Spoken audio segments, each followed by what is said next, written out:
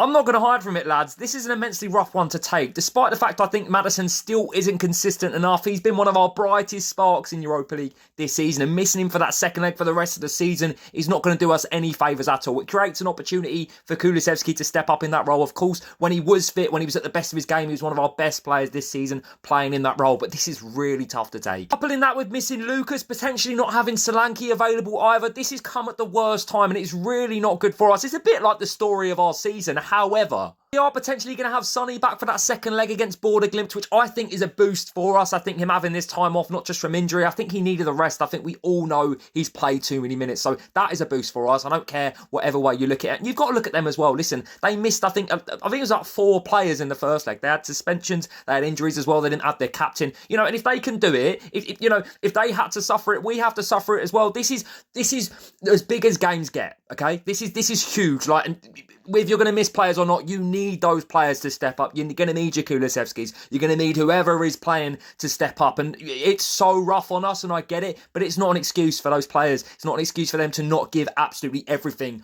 on Thursday. They also should know how big this game is. It's a European semi-final. You shouldn't need injuries or motivation or whatever to play this game. You should know how big it is. And they need to know to not underestimate Bodø Glimt as well. We have a historic, really bad record of going into games like this and being very complacent. If they score the first goal, I hope we just don't capitulate. I hope we focus. It's going to be rough with the climate. It's going to be rough with the pitch. I get it. And you have to respect them. But everyone has to give everything, and they shouldn't need any motivation. They shouldn't allow the injuries to damage the hope of getting a result there. Come on.